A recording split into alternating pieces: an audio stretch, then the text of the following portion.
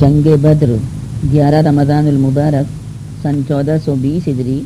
مطابق 20 دسمبر سن 1999 عیسوی بروز پیر صبح 10 بجے. الحمد لله الذي اختص بالتفصيل والتشريف بعض مخلوقاته وأودع فيها من عجائب حكمه وبدائع مصنوعاته ما شهدت العقول السليمة بأنه من أكبر آياته. خلق فقدر وملك فدبر وشرع فيسر وربك أعلم حيث يجعل رسالاته. أهل من شاء لمن شاء من الخيرات ويسر عليه نيل أسباب الكرامات وهو أعلم بمواضع اختياره وكراماته. أحمده سبحانه وهو المحمود على جميع أقضيته وتدبيراته حمدا يملأ أراضيه وسماواته وأشكره على جزيل إحسانه وعظيم هباته. وأشهد أن لا إله إلا الله وحده لا شريك له في ربوبيته وإلهيته وكمالاته شهادة مبرأة من الشرك وقاذوراته. وأشهد أن سيدنا محمدا عبده ورسوله وخيرته من جميع برياته نبي أشرق الكون بنور رسالته بعد ظلماته وانتظم به شمل الإسلام بعد شتاته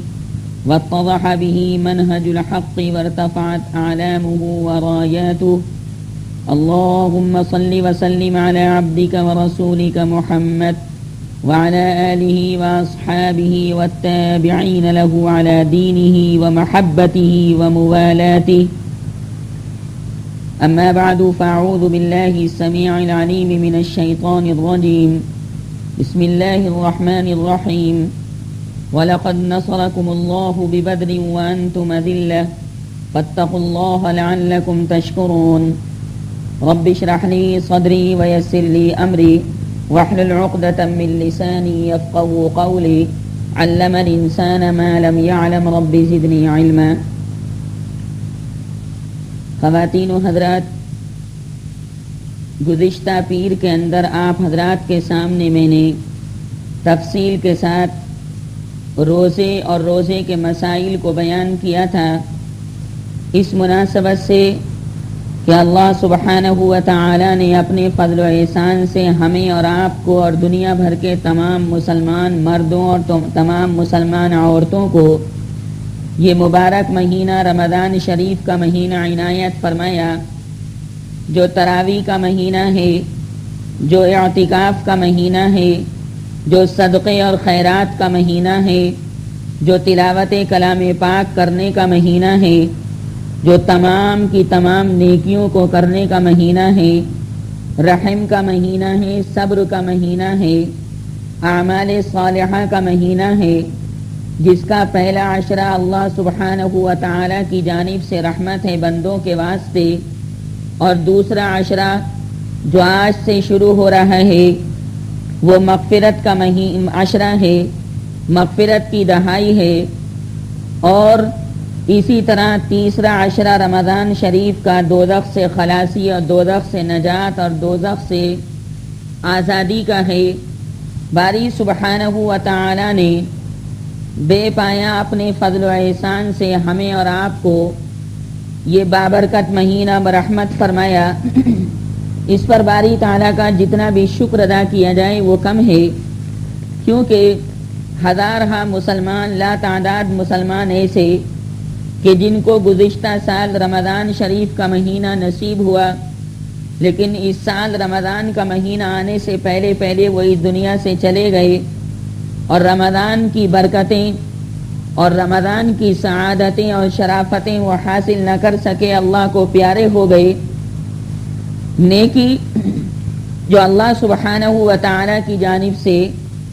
توفیق کے بعد انسان کر لیتا ہے، انسان جب اس نیکی کو کر لے یا اس نیکی کا موقع اس کو نصیب ہو تو باری تعالیٰ کا بے پایا شکر ادا کرنا لازم اور ضروری ہے کہ اس نے اپنے بندوں میں سے منتخب فرما کر چوائس فرما کر ہمیں اس نیکی کے کرنے کا موقع عنایت فرمایا. اگر باری تعالیٰ اس موقع کے اوپر بھی ہمیں نہ نوازتا، اس سعادت اور برکت اور شرافت اور نجابت سے سرفراز نہ کرتا تو ہم باری سبحانہ و تعالیٰ کا کچھ بھی نہیں بگاڑ سکتے تھے۔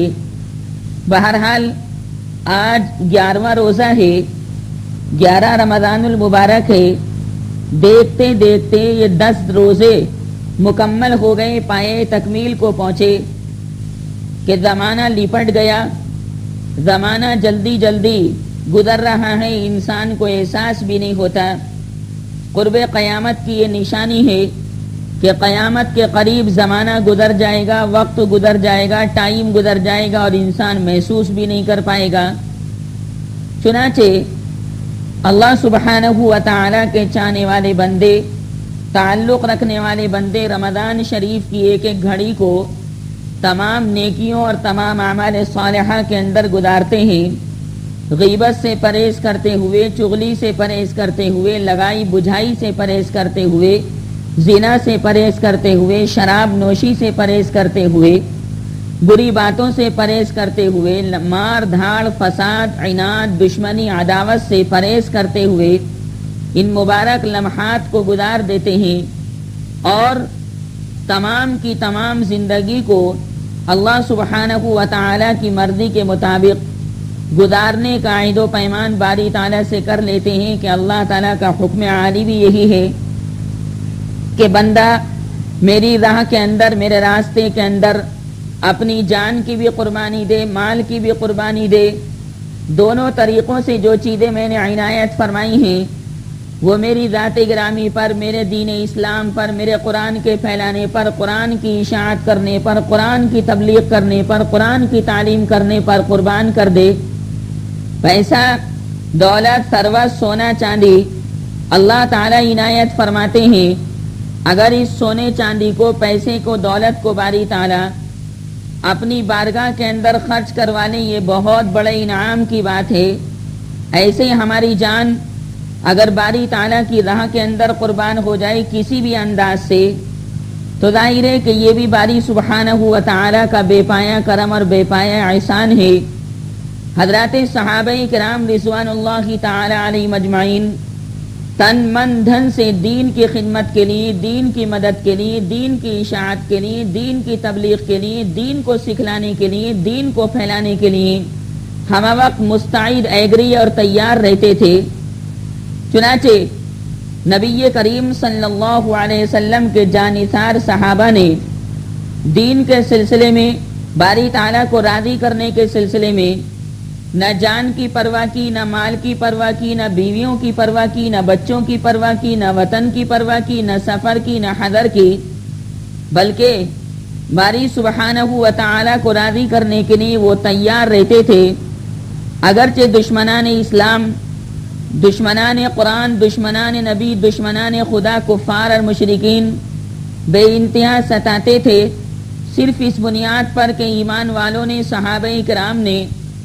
کلمہ طیبہ لا الہ الا اللہ محمد الرسول اللہ کو اختیار کیا تھا کہ باری تعالیٰ کے سوا کوئی عبادت کے لائق نہیں اور محمد صلی اللہ علیہ وسلم خدا کے نبی اور خدا کے پیغمبر ہیں۔ یعنی کیا مطلب؟ حکم خدا کا ہے اور طریقہ پاک نبی کریم صلی اللہ علیہ وسلم کا ہے، لہذا اس بنیاد پر وہ ایمان والوں کو ستاتے تھے، پریشان کرتے تھے،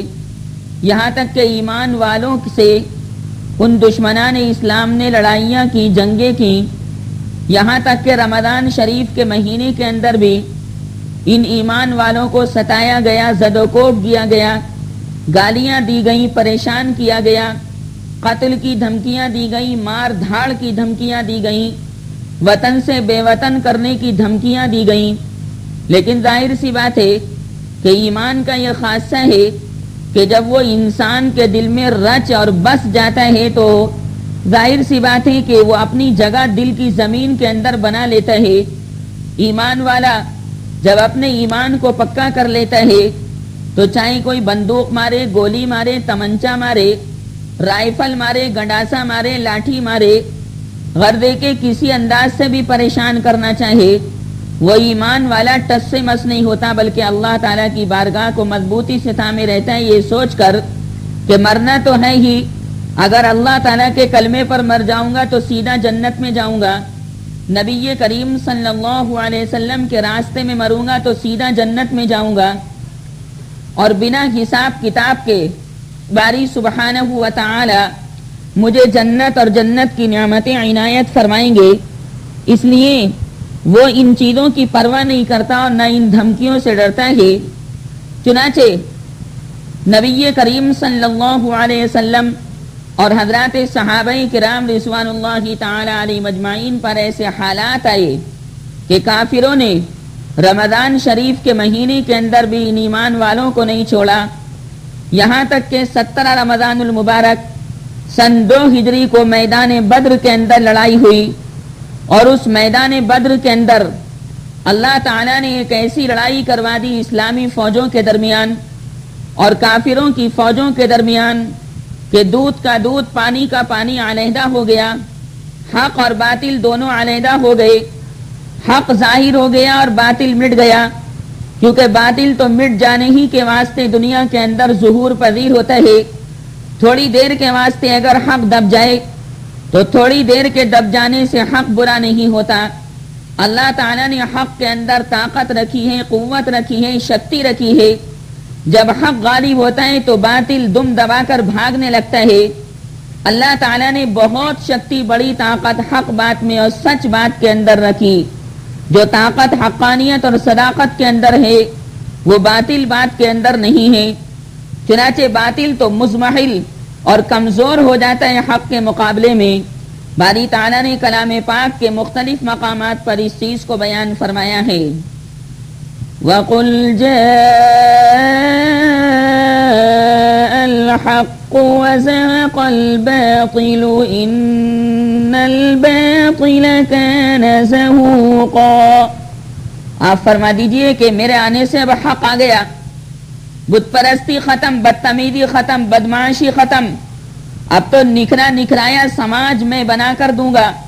صاف ستھرا اسلامی ماحول عنایت کروں گا، باطل ختم ہو گیا، کیونکہ باطل تو مٹ جانے ہی کے واسطے پیدا کیا گیا ہے، اور وہ باطل حق کے مقابلے میں اس واسطے تاکہ حق کا بول بالا رہے، جیسے گلاب کے پودے کے اندر گلاب کے پھول بھی کھلتے ہیں اور ساتھ میں باری تعالیٰ نے کانٹے بھی پیدا فرمائے ہیں تاکہ کانٹوں کی قدردانی نہ ہو بلکہ پھولوں کی قدردانی کی جاتی رہے۔ بہرحال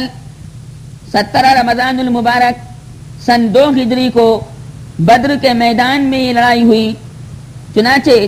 حق نکھر گیا اور باطل مٹ گیا، اور تمام کائنات نے اپنی آنکھوں سے اس بات کو دیکھ لیا کہ مٹھی بھر جماعت کو، 313 صحابہ کو، 313 ایمان والوں کو، 313 قرآن والوں کو، 313 اسلام والوں کو، 313 عشاق نبوی کو، 313 منسلکین نبوی کو، 313 نبی کریم صلی اللہ علیہ وسلم کے چاہنے والوں کو، مٹھی بھر جماعت کو باری تعالیٰ نے کثیر کافروں کے مقابلے میں فتح نصیب فرمائی، کیونکہ ظاہر سی بات ہے کہ فتح توپ سے نہیں، تلوار سے نہیں، تفنگ سے نہیں، دولت سے نہیں، ثروت سے نہیں، جائیداد سے نہیں، باغات سے نہیں، سلور اور گولڈ سے نہیں، سیم و زر سے نہیں، دنیا کے ظاہری اسباب سے نہیں، بلکہ حقیقی فتح اور حقیقی جیت تو باری تعالیٰ کے حکم سے ہوتی ہے۔ جن افراد کے اوپر اور جن اشخاص کے اوپر باری تعالیٰ کا کامل سایہ رہتا ہے، دنیا کی کوئی طاقت ان کا بال بیکا نہیں کر سکتی۔ کلام پاک کے اندر اسی کو بیان کیا گیا، کم من فئۃ قلیلۃ غلبت فئۃ کثیرۃ بإذن اللہ واللہ مع الصابرین۔ باری تعالیٰ مٹھی بھر جماعت کو زیادہ تعداد کے مقابلے میں کامیاب فرماتے ہیں، جس جماعت کو کامیاب فرمانا چاہے باری تعالیٰ کو کوئی ہاتھ پکڑ نہیں سکتا۔ اس لیے گزشتہ پیر کو میں نے روزے اور روزے کے متعلقات اور روزے کے مسائل کو تفصیل کے ساتھ بیان کر دیا تھا، تاکہ آپ کے سامنے روزے سے متعلقات تمام چیزیں نکھر کر آ جائیں اور روزے کا رکھنا اور روزے کے متعلقات کو اپنانا آسان ہو جائے. پر آج کے درس میں آپ حضرات کے سامنے یہ چیز بیان کرنا چاہتا ہوں کہ ایک طرف صحابہ کرام کے منہ میں روزہ ہے، صحابہ کرام روزے سے ہیں، صحابہ کرام نہتے ہیں، صحابہ کرام غریب ہیں، صحابہ کرام کے پاس ظاہری اسباب نہیں، صحابہ کرام کے پاس کثیر آٹا نہیں، صحابہ کرام کے پاس زیادہ غلہ نہیں، صحابہ کرام کے پاس زیادہ سواریاں نہیں، صحابہ کرام کے پاس زیادہ تلواریں نہیں، صحابہ کرام کے پاس زیادہ جانور نہیں، کچھ بھی نہیں. لیکن ان ظاہری اسباب میں سے اگرچہ ایمان والے صحابہ کرام کے پاس کچھ نہیں تھا، لیکن خدائی طاقت ان ایمان والوں کے ساتھ تھی. جناب محمد الرسول اللہ صلی اللہ علیہ وسلم کی ذات گرامی کی برکت سے حضور نے فرمایا تمہیں جہاد کرنا ہے، ان کافروں سے مقابلہ کرنا ہے، ان دشمنوں سے مقابلہ کرنا ہے. صحابہ نے فرمایا کہ یا رسول اللہ ہم ایسے نہیں جیسے موسیٰ کے ماننے والے تھے، ہم ایسے نہیں جیسے موسیٰ کو بنی اسرائیل نے جواب دے دیا تھا کہ موسیٰ جاؤ، تم جاؤ اور تمہارا خدا جائے، اور تم دونوں جانے کے بعد دشمنوں سے مقابلہ کرو. یا رسول اللہ اگر آپ فرمائیں تو ہم سمندر کے پانی کے اندر چھلانگ لگا دیں گے، آپ کے اشارے کی دیر ہے. یہ ایمان والوں کے ایمان کا تقاضا تھا، اور سچا مومن ہوتا ہی ایسا ہے، سچا ایمان والا ہوتا ہی ایسا ہے کہ جب یہ دیکھ لے کہ قرآن یہ کہہ رہا ہے، حدیث پاک یہ کہہ رہی ہے، پیغمبر یہ کہہ رہا ہے، نبی یہ کہہ رہا ہے، رسول یہ کہہ رہا ہے، تو خدا کی قسم وہ پکا ایمان والا، وہ پکا خدا کو چاہنے والا، وہ پکا پیغمبر محمد الرسول اللہ صلی اللہ علیہ وسلم کو چاہنے والا ان تمام ایمانی احکام کے سامنے، خدا کے حکم کے سامنے، پیغمبر صلی اللہ علیہ وسلم کے حکم کے سامنے سر جھکا دیتا ہے کہ اب اپنی نہیں مانوں گا بلکہ خدا اور اس کے حبیب صلی اللہ علیہ وسلم کی مانوں گا. چنانچہ بدر کے میدان میں خواتین و حضرات ایک ایسی لڑائی ہوئی کہ وہ لڑائی رہتی دنیا تک یاد رکھی جائے گی. وہ لڑائی ایسی لڑائی کہ اس بدر کی لڑائی میں جو ایمان والا شریک ہو گیا، بدر کی لڑائی میں جو صحابی شریک ہو گیا، خدا کی قسم اس جیسا مقام کسی اور صحابی کا نہیں جو بدر میں شریک نہ ہو سکا. کلام پاک کے مختلف مقامات پہ اس کا ذکر ہے. وَلَقَدْ نَصَرَكُمُ اللَّهُ بِبَدْرٍ وَأَنْتُمْ أَذِلَّةٌ فَاتَّقُوا اللَّهَ لَعَلَّكُمْ تَشْكُرُونَ. ایمان والو، اللہ تعالیٰ نے تمہاری بدر کے میدان میں مدد فرمائی، اور بالیقین مدد فرمائی جبکہ تم نہتے تھے، بے سر و سامان تھے. تمہارے مقابلے میں کافروں کے پاس ہتھیار بھی، توپ بھی، اونٹ بھی، سواریاں بھی، غلہ بھی، تمام کی تمام چیزیں، لیکن اللہ تعالیٰ نے تمہاری بالیقین مدد فرمائی جبکہ تم بے سر و سامان تھے. تو اللہ سے ڈرو اور اس کا شکریہ ادا کرو. بدر مکہ مکرمہ اور مدینہ منورہ کے درمیان ایک مشہور مقام ہے. اس کو بدر کیوں بولتے ہیں؟ ایک آدمی تھا، اس کا نام تھا بدر، اس کے باپ کا نام تھا مخلد، اس کے دادا کا نام تھا نضر، اس کے پردادا کا نام تھا کنانہ. یہ بدر نام کا آدمی چونکہ میدان بدر کے اندر ٹھہرا تھا، اس نے قیام کیا تھا، اس لیے اسی کے نام پر اس بستی کا نام بھی بدر قرار پایا. اور بعض علماء نے ارشاد فرمایا کہ بدر ابن مخلد کے بجائے بدر ابن حارث نے اس بستی کو بسایا. اور بعض علماء یہ ارشاد فرماتے ہیں کہ بدر اصل میں اس کنویں کا نام ہے جو وہاں پر واقع ہے، چونکہ کنواں جو وہاں پر موجود تھا بالکل گول اور مستدیر تھا، اور اس کنویں کا پانی نہایت صاف شفاف، اس لیے تعمیر کی خوبی اور پانی کی صفائی کی بنا پر اس کنویں کو بدر کہا گیا، کیونکہ بدر کے معنی ہے 14ویں رات کا چاند. بدر کے معنی ہے 14ویں رات کا چاند، جو بالکل گول تھالی کی طرح آسمان کے اوپر نکلتا ہے کہ اندر اس کنویں کے جھانک کر دیکھو تو ایسا لگے جیسے پانی کے اندر پورا چاند نظر آ رہا ہے. لیکن علامہ واقدی علیہ الرحمہ نے بہت سے بنی غفار کے مشائخ سے نقل کیا ہے کہ بدر ہمارا وطن ہے، وہاں ہمارے مکانات موجود، بدر نام کا کوئی آدمی بھی کبھی اس بستی کا مالک نہیں ہوا کہ جس کے نام پر وہ منسوب ہو سکے۔ جس طرح اور شہروں کے نام مقرر ہیں،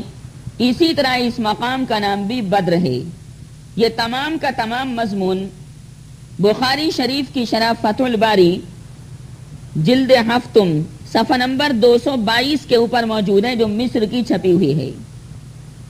یہ واقعہ اور یہ تمام چیزیں میں نے آپ کو کیوں سنائی؟ اس بنیاد پر سنائی تاکہ آپ کے ذہن و دماغ میں یہ بات آ جائے کہ میدان بدر کو بدر کیوں کہتے ہیں۔ بہرحال اب اگلی گفتگو سننے کی ہے، اور وہ گفتگو یہ ہے کہ ہم سب سے پہلے اس بات کو بیان کر رہے ہیں کہ بدر کے میدان میں لڑائی کیوں ہوئی، کس بنیاد پر ہوئی۔ وجہ اصل میں یہ ہے کہ عمرو نام کا ایک آدمی ایک صحابی کے ہاتھوں بدر کی لڑائی سے پہلے مارا گیا، یعنی عبداللہ ابن جہش کے ہاتھوں سے مارا گیا۔ اور ظاہر سی بات ہے، آپ کو ہم نے پہلے بھی یہ بات بتائی تھی کہ عرب کے اندر ایسا ماحول اور عرب کا ایٹماسفیئر ایسا تھا کہ وہاں اگر ایک آدمی کسی کے ہاتھوں قتل کر دیا جاتا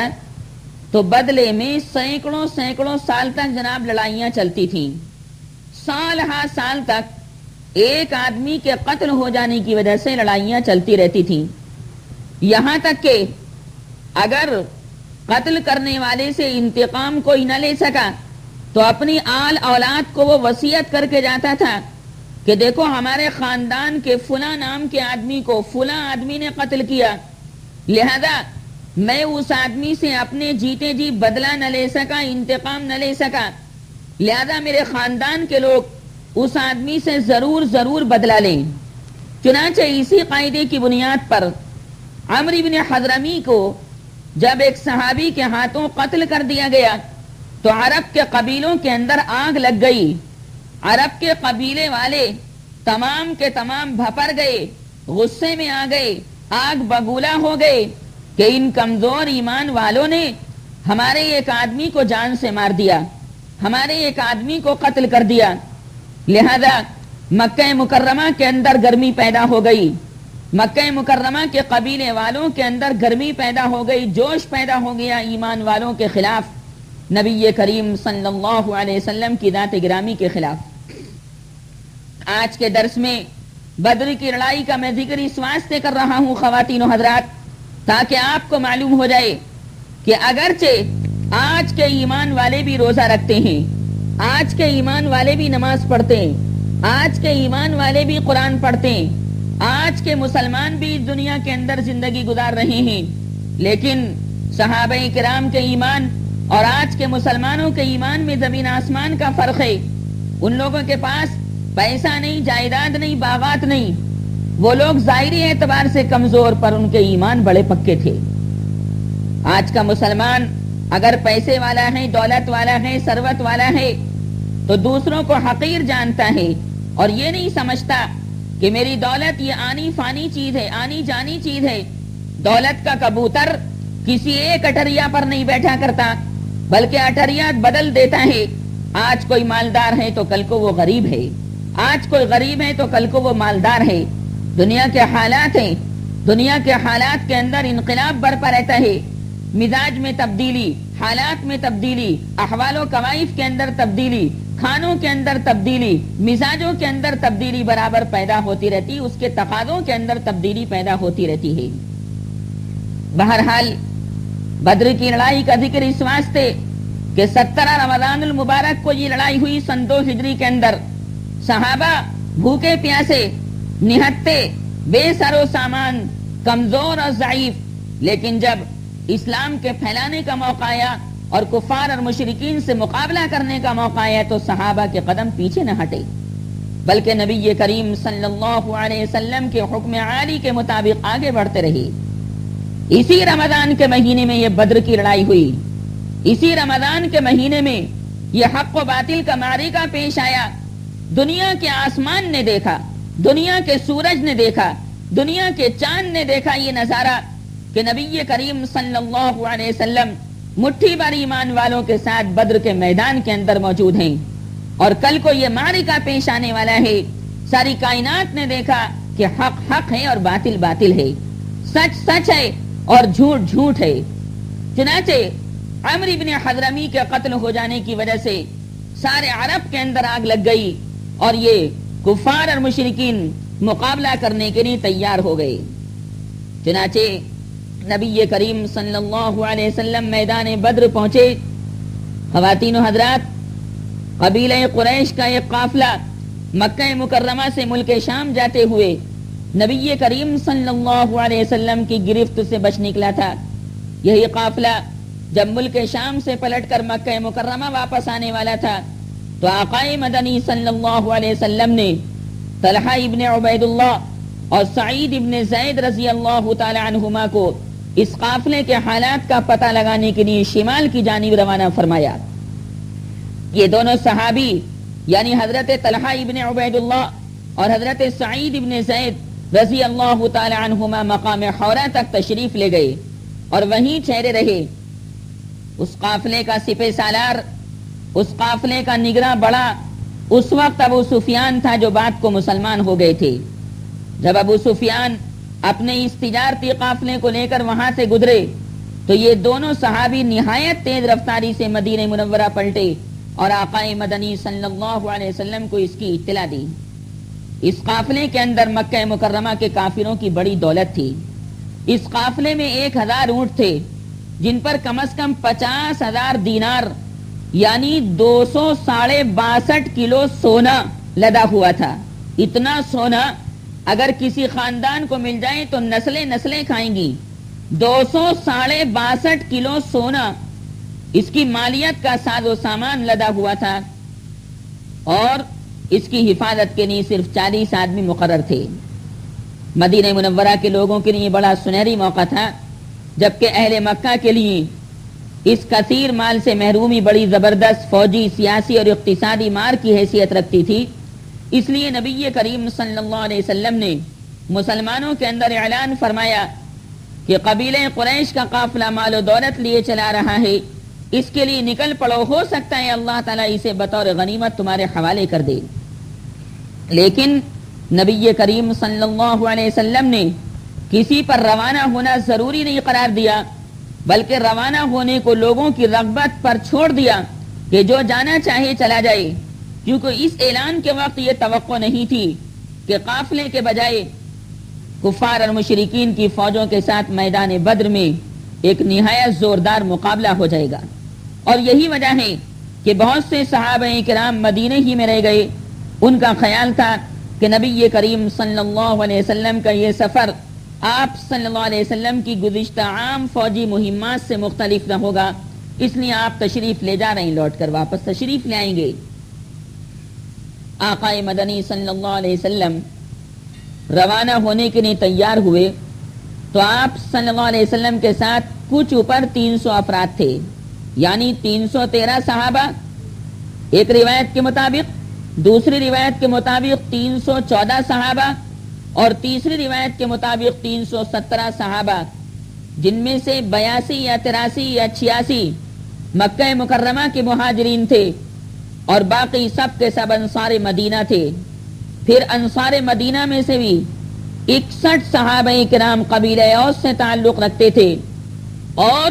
170 صحابہ کرام قبیلہ خزرج سے تعلق رکھتے تھے۔ اس اسلامی فوج نے لڑائی کا کوئی خاص اہتمام نہ کیا تھا، نہ تیاری کی تھی۔ چنانچہ صحابہ کرام کی پوری فوج کے اندر صرف 2 گھوڑے تھے، ایک حضرت زبیر ابن عوام کے پاس گھوڑا تھا اور دوسرا حضرت مقداد ابن اسود کندی رضی اللہ تعالی عنہما کے پاس تھا، اور 70 اونٹ، جن میں سے ہر اونٹ پر 2 یا 3 آدمی باری باری سوار ہوتے تھے۔ ایک اونٹ نبی کریم صلی اللہ علیہ وسلم، حضرت علی اور حضرت مرصد ابن ابی مرصد غنوی کے حصے میں آیا تھا، جن پر تینوں حضرات باری باری سوار ہوتے تھے۔ مدینہ منورہ کا انتظام اور نماز کی امامت پہلے پہل حضرت عبداللہ ابن ام مکتوم رضی اللہ تعالی عنہ کو سونپی گئی، جو نابینا صحابی تھے نبی کریم علیہ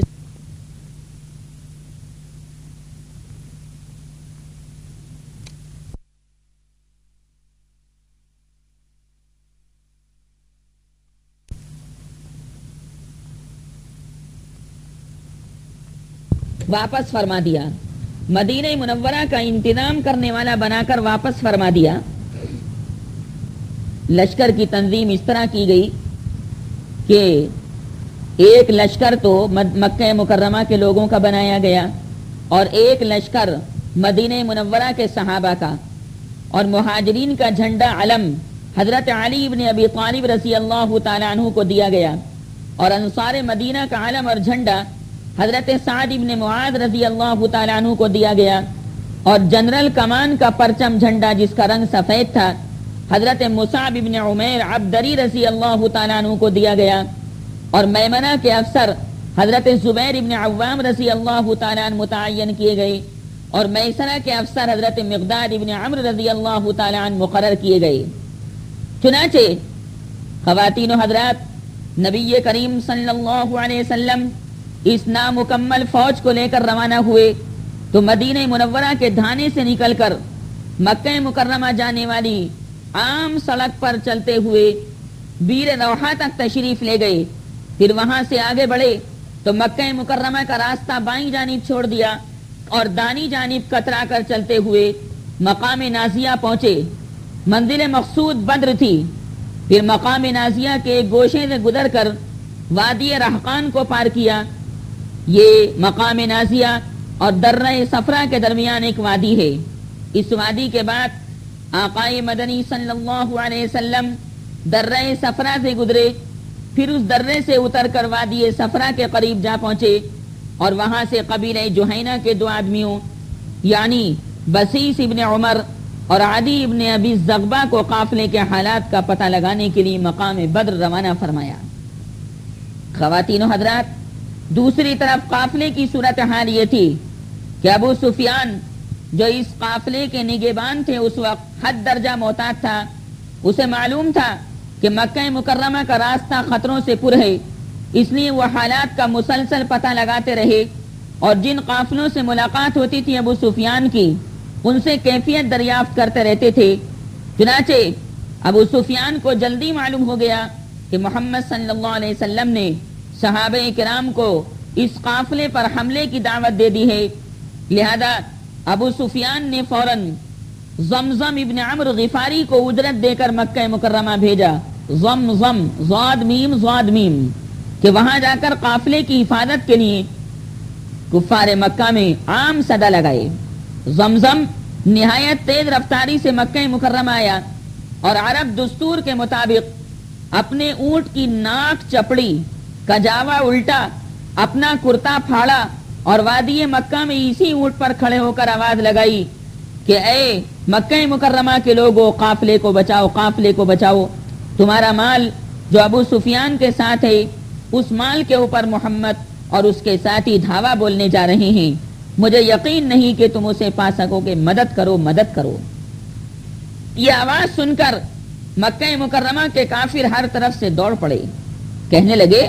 کہ محمد صلی اللہ علیہ وسلم اور ان کے ساتھی سمجھتے ہیں کہ یہ قافلہ بہت زیادہ کمزور ہے۔ جی نہیں، ہرگز نہیں، خدا کی قسم محمد کو پتہ چل جائے گا کہ ہمارا معاملہ کچھ اور ہے۔ چنانچہ سارے مکہ مکرمہ میں دو ہی طرح کے لوگ تھے، یا تو آدمی خود جنگ کے لیے نکل رہا تھا یا اپنی جگہ کسی اور کو بھیج رہا تھا، اور اس طرح گویا سبھی کافر نکل پڑے۔ خصوصاً مکہ مکرمہ کے معززین میں سے کوئی بھی پیچھے نہ رہا، صرف ابو لہب نے اپنی جگہ اپنے ایک قرضدار کو بھیجا۔ گرد و پیش کے تمام قبائل کو بھی قبیلہ قریش کے لوگوں نے بھرتی کیا، اور خود قریشی قبائل میں سے بھی سوائے بنو عدی کے کوئی بھی پیچھے نہ رہا۔ البتہ بنو عدی کے کسی بھی آدمی نے اس جنگ بدر میں شرکت نہ کی۔ خواتین و حضرات، شروع میں اس مکی لشکر کی تعداد 1300 تھی، یعنی 1300 کافر تھے جن کے پاس 100 گھوڑے، یہ کافروں کی فوج کے پاس سامان تھا، 100 گھوڑے، 600 زریں تھیں. اونٹ ان کافروں کے پاس بہت زیادہ تھے جن کی ٹھیک ٹھیک تعداد تو بہرحال علماء نے بیان نہیں فرمائی. اور اس کافروں کے لشکر کا سپہ سالار ابو جہل تھا. چنانچہ 9 معزز آدمی اس کافروں کی رسد کے ذمہ دار تھے اور یہ کافر ایک دن 9 اونٹ ذبح کرتے تھے اور ایک دن 10 اونٹ ذبح کرتے تھے. مکہ مکرمہ کے کافروں کا لشکر روانہ ہونے کے لیے تیار ہو گیا تو قبیلہ قریش کو یاد آیا کہ قبائل بنو بکر سے ان کی دشمنی اور جنگ چل رہی ہے. اس لیے انہیں خطرہ محسوس ہوا کہ کہیں یہ قبیلے پیچھے سے حملہ نہ کر دیں اور اس طرح وہ دو آگ کے بیچ میں نہ پڑ جائیں. قریب تھا کہ یہ خیال قبیلہ قریش کو ان کے ارادہ جنگ سے روک دے، لیکن عین اسی وقت شیطان رجیم ابلیس لعین بنو کنانہ کے سردار سراقہ ابن مالک ابن جعشم مدلجی کی شکل میں نمودار ہوا اور بولا شیطان کہ میں بھی تمہارا رفیق کار ہوں، ساتھ ہوں، اور اس بات کی ضمانت دیتا ہوں کہ بنو کنانہ تمہارے پیچھے کوئی ناگوار کام نہ کریں گے. ظاہر سی بات ہے کہ شیطان تو ان کافروں کو ابھارتا ہی، وہ تو چاہتا تھا کہ اسلام کو فروغ حاصل نہ ہو. شیطان چاہتا تھا کہ محمد صلی اللہ علیہ وسلم کی ترکیب فیل ہو جائے. ابلیس چاہتا تھا کہ محمد الرسول اللہ صلی اللہ علیہ وسلم کی تبلیغ اور تعلیم کو میں نسیہ منسیہ کر دوں، بالکل خراب کر کے ڈال دوں. اس لیے کافروں کی ہمت افزائی کی شیطان مردود نے. اور ظاہر ہے کہ وہ تو انسان کو برباد کرتا ہی ہے، انسان کو پریشان کرتا ہی ہے. جہاں کسی انسان کو سکون کے اندر رہتا ہوا دیکھا، وسوسے ڈال کر اور طرح طرح کی پریشانیاں کھڑی کر کے شیطان انسان کو پریشان کرتا رہتا ہے. اللہ سبحانہ و تعالی نے اسی بنیاد پر شیطان سے بچنے اور ابلیس سے بچنے کا حکم دیا اور فرمایا کہ یہ تمہارا دوست نہیں ہے بلکہ یہ تمہارا کھلا ہوا دشمن ہے، لہذا تم بھی اس کو اپنا دشمن ہی قرار دو. ان الشیطان لکم عدو فاتخذوه عدوا انما يدعو حزبه ليكونوا من اصحاب السعیر. شیطان تو چاہتا ہی ہے کہ لوگوں کو ورغلا کر جنت کے راستے سے ہٹا کر جہنم کے راستے پر ڈال دوں، اور وہ ایسا کرتا رہتا ہے. بہرحال بدر کے میدان میں حق اور باطل کا معاملہ نکھر کر سامنے آنے والا تھا. نبی کریم صلی اللہ علیہ وسلم تمام حالات کا جائزہ لے رہے تھے. نبی کریم علیہ الصلوۃ والسلام تمام کے تمام احوال و کوائف کو پیش نظر رکھتے ہوئے صحابہ کرام سے مشورہ لے رہے تھے. حالات کی اس اچانک اور پرخطر تبدیلی کے پیش نظر نبی کریم صلی اللہ علیہ وسلم نے ایک اعلیٰ فوجی مجلس شورا منعقد کی جس میں تمام کے تمام ایمان والوں نے حالات کا جائزہ لیا. اس موقع پر ایک جماعت خوریز ٹکراؤ کا نام سن کر کانپ اٹھی اور اس کا دل لرزنے اور دھڑکنے لگا. اللہ تعالیٰ نے اسی جماعت کا بیان کلام پاک کے اندر کیا ہے. كما أخرجك ربك من بيتك بالحق وإن فريقا من المؤمنين لكارهون يجادلونك في الحق بعدما تبين كأنما يساقون إلى الموت وهم ينظرون. یہ آیت کریمہ 90 پارے میں سورہ انفال کے پہلے رکوع میں ہے. بہرحال جو بڑے صحابہ کرام تھے جیسے حضرت صدیق اکبر رضی اللہ تعالیٰ عنہ اٹھے اور نہایت اچھی بات فرمائی. پھر حضرت عمر ابن خطاب اٹھے اور انہوں نے بھی نہایت عمدہ بات فرمائی. پھر حضرت مقداد ابن عمرو رضی اللہ تعالیٰ عنہ اٹھے اور عرض کیا کہ اے اللہ کے رسول، اللہ تعالیٰ نے آپ کو جو راہ دکھلائی ہے آپ اس پر رواں دواں رہیے. اے اللہ کے نبی، ہم آپ کے ساتھ ہیں، خدا کی قسم ہم آپ سے وہ بات نہیں کہیں گے جو بنی اسرائیل نے موسیٰ علیہ السلام سے کہی تھی کہ جاؤ تمہارا رب جائے اور دونوں جا کر قتال کرو، ہم تو یہیں پسارے رہیں گے۔ اذهب انت وربك فقاتلا انا هاهنا قاعدون، ہم تو آپ کے ساتھ ہیں، ہرگز آپ کا ساتھ ترک کرنے والے نہیں۔ یا رسول اللہ، اس ذات کی قسم جس نے آپ کو حق کے ساتھ بھیجا ہے، اگر آپ ہم کو برق غیمات تک لے چلیں تو ہم راستے والوں سے لڑتے بھیڑتے آپ کے ساتھ وہاں بھی چلیں گے۔ یہ صحابہ نے جواب دیا۔ نبی کریم صلی اللہ علیہ وسلم نے ان کے حق میں کلمہ خیر ارشاد فرمایا اور ان کو دعا دی۔ چنانچہ یہ تینوں کے تینوں کمانڈر مہاجرین میں سے تھے جن کی تعداد لشکر میں کم تھی۔ نبی کریم صلی اللہ علیہ وسلم نے انصار مدینہ سے بھی مشورہ لیا، مدینہ منورہ کے صحابہ کرام سے بھی مشورہ لیا تاکہ ان کی رائے بھی معلوم ہو جائے، کیونکہ مدینہ منورہ کے صحابہ اس اسلامی لشکر کے اندر زیادہ تھے۔ بہرحال آپ نے فرمایا لوگوں مجھے مشورہ دو۔ چنانچہ حضرت سعد ابن معاذ رضی اللہ تعالی عنہ اٹھے اور عرض کیا کہ خدا کی قسم ایسا معلوم ہوتا ہے اللہ کے رسول کہ آپ کا روح سخن ہماری طرف ہے۔ آپ نے فرمایا کہ ہاں تمہاری رائے معلوم کرنا چاہتا ہوں۔ حضرت سعد ابن معاذ نے فرمایا ہم تو آپ پر ایمان لائے ہیں، آپ کی تصدیق کی ہے اور یہ گواہی دی ہے کہ اے اللہ کے نبی جو کچھ آپ لے کر آئے ہیں سب کا سب حق ہے، اور اس پر ہم نے آپ کو اپنی سمع اور طاعت کا عہد و پیمان دے دیا ہے۔ اے اللہ کے نبی آپ کا جو ارادہ ہے اس کے لیے آپ پیش قدمی فرمائیے۔ اس ذات کی قسم یا رسول اللہ جس نے آپ کو حق کے ساتھ بھیجا، جس نے آپ کو قرآن دے کر بھیجا، جس نے آپ کو ایمان دے کر بھیجا، یا رسول اللہ اگر آپ ہمیں اپنے ساتھ لے کر سمندر میں کودنا چاہیں تو ہم 7 سمندروں کے اندر بھی کود جائیں گے پر آپ کا ساتھ نہیں چھوڑیں گے۔ یہ تھی پکی سچی محبت نبی کریم صلی اللہ علیہ وسلم کی ذات گرامی کے ساتھ۔ ہمارا ایک آدمی بھی پیچھے نہ رہے گا، ہمیں قطعاً کوئی ہچکچاہٹ نہیں کہ کل آپ ہمارے ساتھ دشمن سے ٹکرا جائیں، ہم جنگ میں پامرد اور لڑنے میں جمع مرد ہیں، اور ممکن ہے کہ اللہ آپ کو ہمارا وہ جوہر دکھلائے جس سے آپ کی آنکھیں ٹھنڈی ہو جائیں۔ یا رسول اللہ آپ تو ہمیں اپنے ساتھ لے کر چلیں، اللہ برکت دے۔ چنانچہ حضرت سعد ابن معاذ رضی اللہ تعالیٰ عنہ کی یہ بات سن کر نبی کریم صلی اللہ علیہ وسلم پر خوشی کی لہر دوڑ گئی اور آپ پر نشاط طاری ہو گیا۔ آپ نے فرمایا چلو اللہ کا نام لے کر چلو، خوشی خوشی چلو، اللہ سچا، قرآن سچا، میں نبی سچا، لہذا اللہ سچ والوں کا ساتھ دیتا ہے۔ اللہ تعالیٰ سچ والوں کی نصرت اور مدد فرماتا ہے،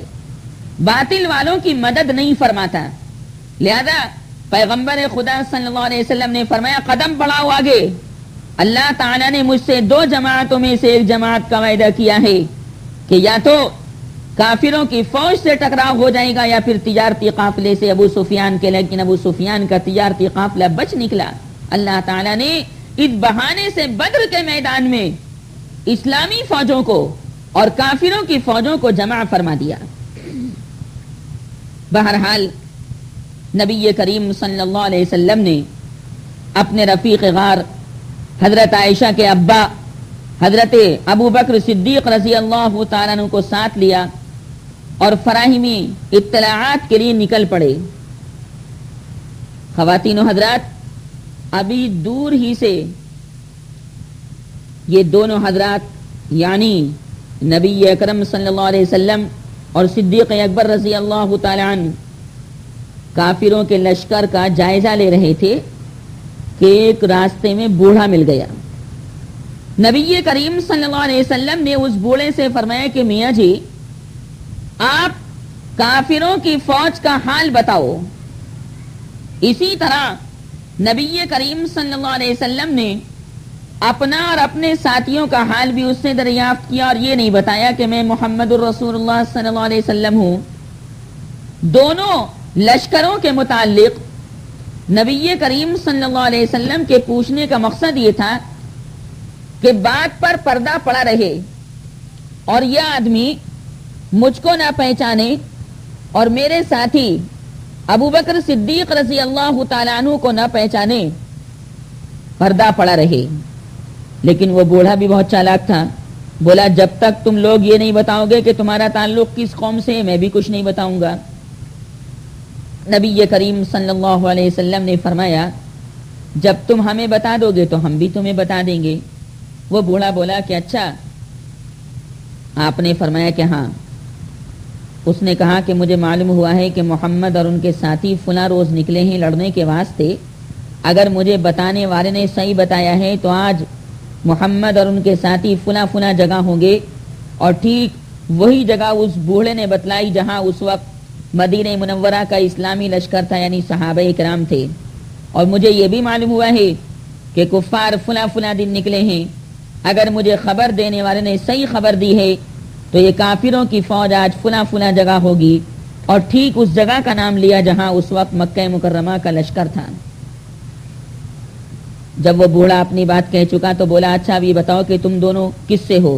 نبی کریم صلی اللہ علیہ وسلم نے فرمایا ہم لوگ ایک پانی سے ہیں، یعنی مطلب ہم عرب ہیں، اور یہ کہہ کر واپس پلٹ پڑے، اور بوڑھا پتہ نہیں کیا کیا بکتا رہا۔ چنانچہ نبی کریم صلی اللہ علیہ وسلم آگے بڑھ گئے، نبی کریم علیہ الصلوۃ والسلام آگے بڑھ گئے، بدر کے میدان میں پہنچے۔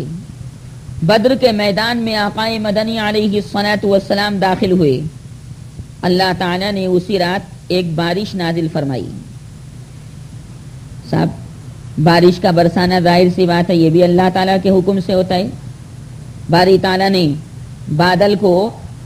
یہ طاقت دے رکھی ہے کہ وہ اپنے اندر پانی کو بھر لیتا ہے۔ بادل کے اندر پانی ہوتا ہے لیکن برستا جبھی ہے جب اللہ تعالیٰ کا حکم ہوتا ہے۔ جب تک باری تعالیٰ کا حکم نہیں ہوتا وہ بادل نہیں برستا۔ اللہ تعالیٰ نے اسی رات بارش نازل فرمائی جو کافروں کے اوپر تو موسلا دھار برسی، اور جہاں کافر ٹھہرے ہوئے تھے سب جگہ اللہ نے بارش کے پانی سے کیچڑ کیچڑ کر دی، دلدل بنا دی، اور کافر اس کیچڑ کے اندر گر گئے۔ لیکن وہی بارش جو اس رات نازل ہوئی تھی مسلمانوں پر پھوار بن کر برسی اور مسلمانوں کو پاک کر دیا، شیطان کی گندگی دور کر دی، اور اس بارش کے پانی نے زمین کو ہموار کر دیا، کیونکہ ریتیلی زمین تھی اور ریتیلی زمین پر ایمان والوں کے قدم صحیح طور سے نہیں پڑ پا رہے تھے۔ اللہ تعالیٰ نے بارش نازل فرما کر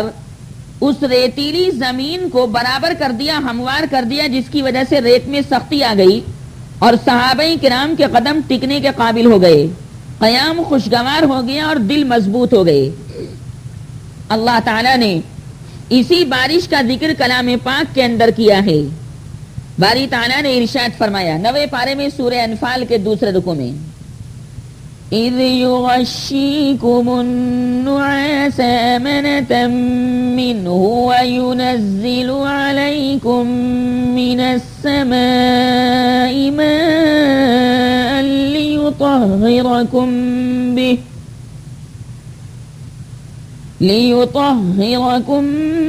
بِهِ وَيُذْهِبَ عَنكُمْ رِجْزَ الشَّيْطَانِ وَلِيَرْبِطَ عَلَى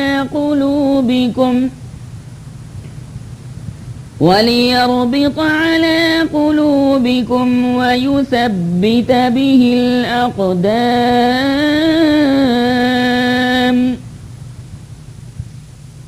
إِذْ يُوحِي رَبُّكَ إِلَى الْمَلَائِكَةِ أَنِّي مَعَكُمْ فَثَبِّتُوا الَّذِينَ آمَنُوا سَأُلْقِي فِي قُلُوبِ الَّذِينَ كَفَرُوا الرُّعْبَ فَاضْرِبُوا فَوْقَ الْأَعْنَاقِ وَاضْرِبُوا مِنْهُمْ كُلَّ بَنَانٍ۔ بارش نازل فرمائی، صحابہ کرام کو پانی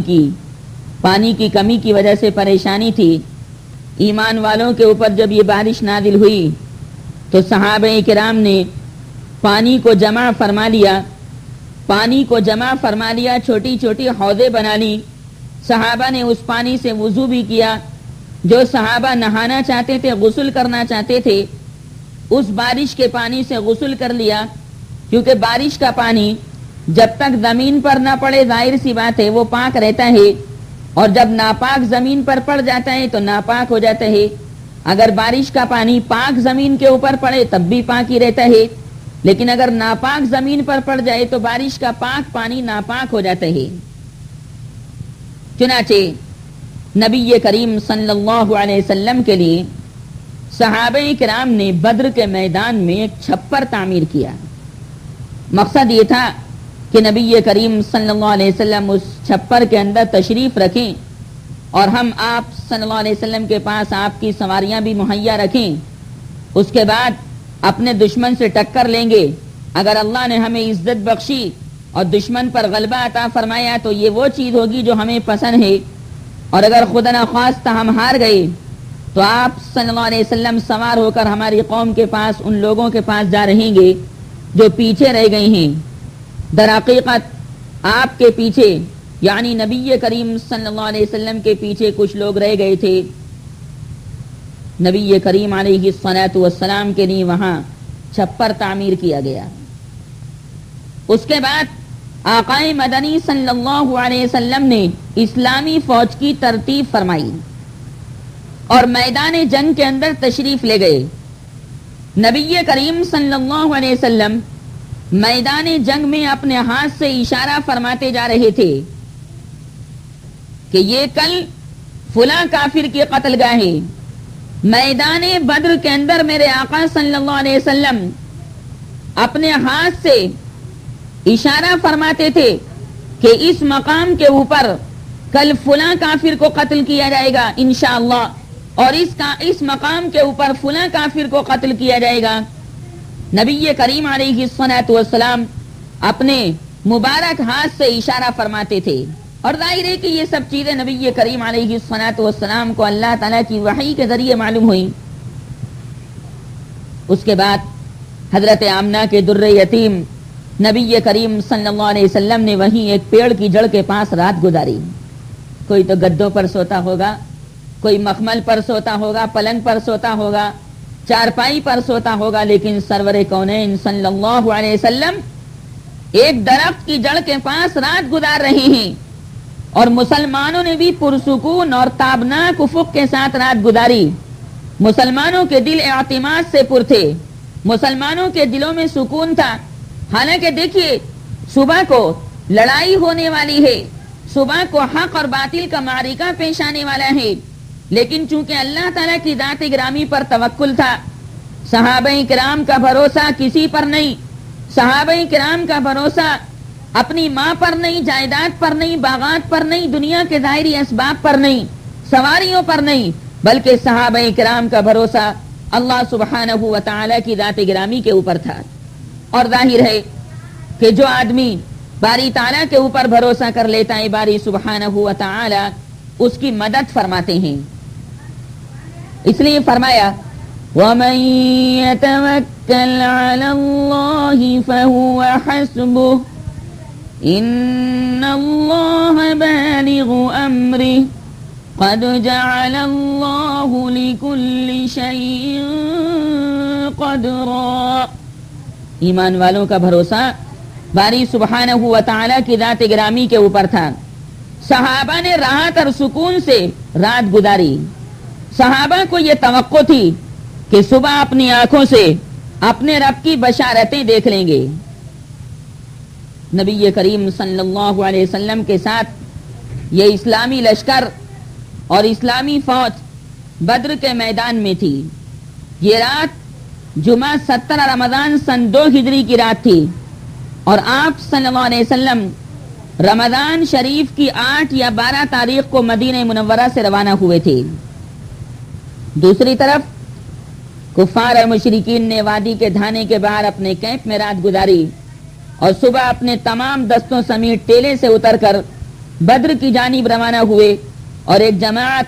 نبی کریم صلی اللہ علیہ وسلم کی حوض کی جانب بڑھی، آپ نے فرمایا کہ انہیں چھوڑ دو، مگر یعنی کیا مطلب؟ جو کافر ہماری حوض سے پانی پینا چاہے وہ پانی پی سکتا ہے، مگر ان کافروں میں سے جس نے بھی اس حوض سے پانی پیا وہ اس جنگ میں مارا گیا۔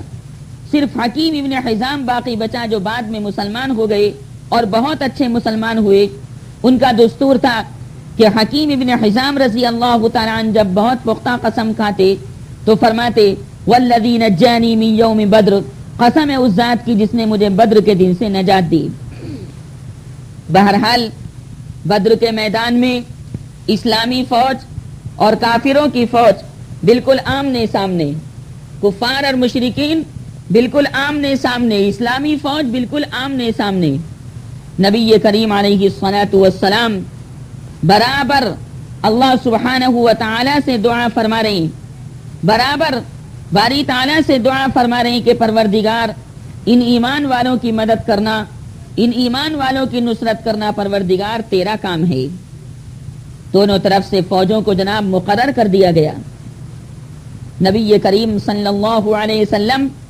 اپنی فوج کو یعنی صحابہ کرام کی فوج کو ترتیب دے رہے تھے۔ نبی کریم صلی اللہ علیہ وسلم صحابہ کرام کو میدان جنگ کے اندر مرتب اور منظم فرما رہے تھے۔ اس موقع پر آقا مدنی صلی اللہ علیہ وسلم نے مسلمانوں کی صفیں درست فرمائیں، اور صفوں کو درست کرنے کے دوران ایک عجیب و غریب واقعہ پیش آیا جو سننے کے قابل ہے۔ اور واقعہ یہ تھا کہ نبی کریم صلی اللہ علیہ وسلم کے ہاتھ میں ایک تیر تھا۔ آقا مدنی صلی اللہ علیہ وسلم کے مبارک ہاتھ میں ایک تیر تھا، جس کے ذریعے آپ صلی اللہ علیہ وسلم صفوں کو سیدھا فرما رہے تھے کہ ایک صحابی تھے جن کا نام سواد تھا، سین واو الف دال۔ حضرت سواد کے پیٹ پر جو لائن سے ذرا کچھ آگے نکلے ہوئے تھے، تیر کا دباؤ ڈالتے ہوئے نبی کریم صلی اللہ علیہ وسلم نے فرمایا کہ اے سواد ذرا برابر ہو جاؤ، پیچھے ہو جاؤ، تم ذرا لائن سے آگے نکلے ہوئے ہو۔ نبی کریم صلی اللہ علیہ وسلم کے ہاتھ میں ایک تیر جس کے ذریعے آپ صحابہ کرام کی صفیں سیدھی فرما رہے تھے، حضرت سواد کے پیٹ پر آپ صلی اللہ علیہ وسلم نے تیر کا دباؤ دیا، اور تیر کا دباؤ دینے کے بعد آپ نے فرمایا کہ سواد ذرا پیچھے ہو جاؤ۔ سواد نے کہا کہ اللہ کے رسول، آپ نے میرے پیٹ کے اوپر تیر کا دباؤ دیا، آپ نے مجھے تکلیف پہنچا دی، آپ مجھے بدلہ دیجئے۔ نبی کریم صلی اللہ علیہ وسلم ظاہر سی بات ہے اللہ سبحانہ و تعالی کی طرف سے رحمت للعالمین بنا کر بھیجے گئے تھے، لہذا جب حضرت سواد نے یہ بات فرمائی کہ آپ نے میرے پیٹ کے اوپر تیر کی دبش دے کر مجھے تکلیف پہنچائی، بدلہ دیجئے، نبی کریم صلی اللہ علیہ وسلم نے اپنا پیٹ کھول دیا اور فرمایا کہ سواد اس میں گھبرانے کی کیا بات ہے، آپ مجھ سے اپنا بدلہ لے سکتے ہیں، بدلہ لے لیجئے۔ حضرت سواد رضی اللہ تعالیٰ عنہ کا مقصد بدلہ لینا نہیں تھا، حضرت سواد کا مقصد نبی کریم علیہ الصلاۃ والسلام کی طرف سے اس پیش آنے والے واقعے کا انتقام لینا نہیں تھا، نہ یہ کوئی ایذا رسانی تھی، نہ کوئی تکلیف تھی، بلکہ نبی کریم علیہ الصلاۃ والسلام سے چپٹنا مقصود تھا، کیونکہ حضرت سواد اس بات کو جانتے تھے کہ ظاہر ہے اگر میں نے نبی کریم صلی اللہ علیہ وسلم سے کہا کہ آپ مجھے بدلہ دیجئے تو ظاہر ہے کہ آپ بدلہ دینے کے لیے فوراً تیار ہو جائیں گے۔ چنانچہ نبی کریم صلی اللہ علیہ وسلم نے اپنا پیٹ کھول دیا سواد کے سامنے اور فرمایا سواد بدلہ لے لو۔ سواد نبی کریم صلی اللہ علیہ وسلم سے چمٹ گئے اور آپ کے پیٹ کا بوسہ لینے لگے، خوب چوما نبی کریم علیہ الصلاۃ والسلام کے مبارک پیٹ کو۔ چنانچہ آپ نے یہ دیکھ کر فرمایا کہ سواد میرے پیٹ کا بوسہ لینے پر تمہیں کس چیز نے آمادہ کیا؟ حضرت سواد بولے کہ اللہ کے رسول، جو کچھ درپیش ہے آپ دیکھ رہے ہیں، میں نے چاہا کہ ایسے موقع پر آپ سے آخری سابقہ یہ ہو کہ میری کھال آپ کی کھال سے چھو جائے، اس پر نبی کریم صلی اللہ علیہ وسلم نے ان کے لیے دعائے خیر فرمائی۔ جب تمام کی تمام صفیں درست ہو چکی تو آقائے مدنی صلی اللہ علیہ وسلم نے صحابہ کرام کے لشکر کو ہدایت فرمائی کہ جب تک آپ کو میری طرف سے حکم نہ ملے اس وقت تک جنگ شروع نہیں کرنا۔ اس کے بعد نبی کریم صلی اللہ علیہ وسلم نے نصیحت فرمائی کہ جب مشرکین جمگھٹ کر کے تمہارے قریب آ جائیں تو ان پر تیر چلانا اور اپنے تیر بچانے کی کوشش کرنا، یعنی پہلے ہی سے فضول تیر اندازی کر کے تیروں کو ضائع مت کرنا، اور جب تک وہ تم پر چھا نہ جائیں تلوار مت کھینچنا۔ یہ مضمون سنن ابو داود کے اندر موجود ہے۔ نبی کریم علیہ الصلوۃ والسلام کا یہ فرمان سنن ابو داود کے اندر موجود ہے۔ اس کے بعد خاص آپ صلی اللہ علیہ وسلم اور حضرت صدیق اکبر رضی اللہ عنہ اپنے چھپر کی طرف واپس آ گئے، اور حضرت سعد ابن معاذ رضی اللہ تعالیٰ عنہ اپنا نگراں دستہ لے کر چھپر کے دروازے پر تعینات ہو گئے، باڈی گارڈ بن کر، چوکیدار بن کر، تاکہ کوئی آدمی، کوئی کافر، کوئی دشمن اسلام نبی کریم علیہ الصلوۃ والسلام کو پریشان نہ کر سکے، آپ کو نقصان نہ پہنچا سکے۔ اس موقع پر ابو جہل نے اللہ سے فیصلے کی دعا کی اور اس نے کہا کہ اے اللہ، ہم میں سے جو فریق رشتہ داری کو زیادہ کاٹنے والا اور غلط حرکتیں زیادہ کرنے والا ہے اسے تو آج توڑ دے۔ اے اللہ، ہم میں سے جو فریق تیرے نزدیک زیادہ محبوب اور زیادہ پسندیدہ ہیں آج اس کی مدد فرما۔